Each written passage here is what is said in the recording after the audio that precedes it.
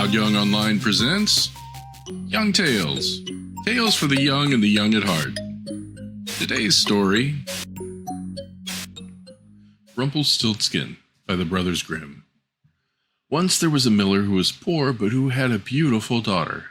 Now it happened that he had to speak to the king, and in order to make himself appear important, he said to him, "I have a daughter who can spin straw into gold." The king said to the miller, "That is an art which pleases me well. If your daughter is as clever as you say, bring her tomorrow to my palace, and I will try what she can do."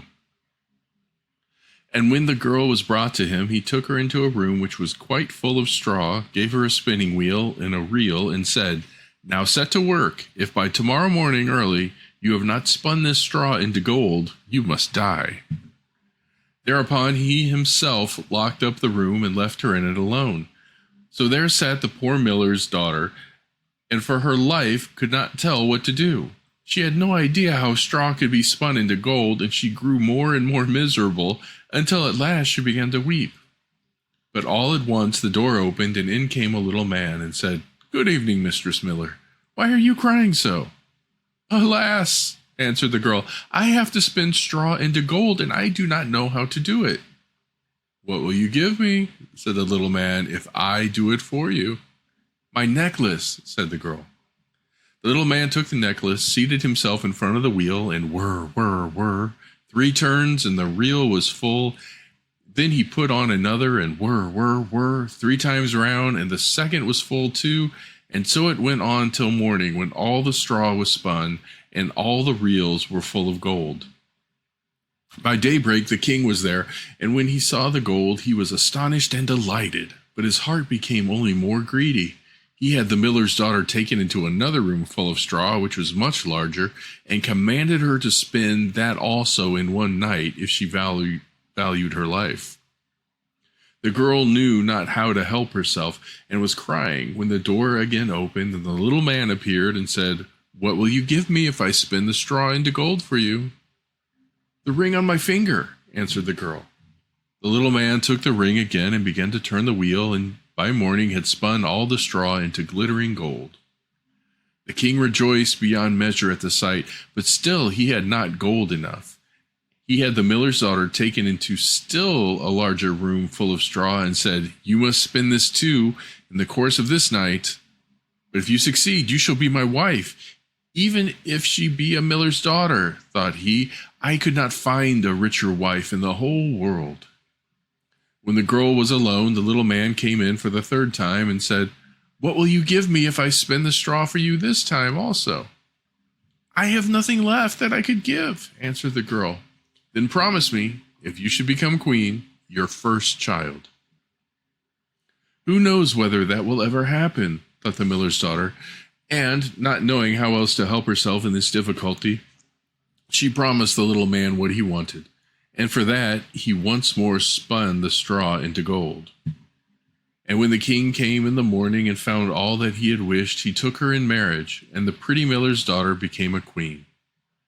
A year after, she had a beautiful child, and she never gave a thought to the little man. But suddenly he came into her room and said, "Now you give me what you promised." The queen was horror-struck, and offered the little man all the riches of the kingdom if he would leave her the child. But the little man said, "No, something that is alive is dearer to me than all the treasures in the world." Then the queen began to weep and cry, so that the little man pitied her. "I will give you 3 days' time," said he. "If by that time you find out my name, then you shall keep your child." So the queen thought the whole night of all the names that she had ever heard, and she sent a messenger over the country to inquire far and wide for any other names that there might be. When the little man came the next day, she began with Casper, Melchior, Balthazar, and said all the names she knew, one after another. But to every one the little man said, "That is not my name."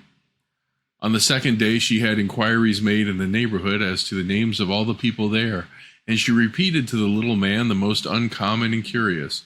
"Perhaps your name is Short Ribs, or Sheepshanks, or Lace Leg?" But he always answered, "That is not my name."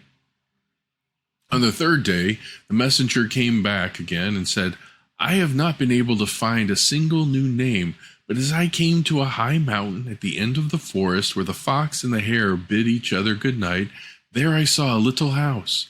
Before the house was a fire burning, and round the fire a funny little man was jumping. He hopped upon one leg and shouted, "Today I brew, tomorrow I bake, and next I shall the queen's child take. Ah, well it is, none knows the same, that Rumpelstiltskin is my name." You may think how glad the queen was when she heard the name, and when soon afterward the little man came in and asked, "Now, Mistress Queen, what is my name?" She said, "Is your name Conrad?" "No." "Is your name Harry?" "No." "Perhaps your name is Rumpelstiltskin?" "The devil has told you that! The devil has told you that!" cried the little man, and in his anger he stamped his right foot so deep into the earth that his whole leg went in, and then in rage he pulled at his left leg so hard with both hands that he tore himself in two. The end. Young Tales is produced and narrated by Todd Young from Todd Young Online. If you enjoyed this, please like and subscribe and join us next time for another story. Thank you for your support.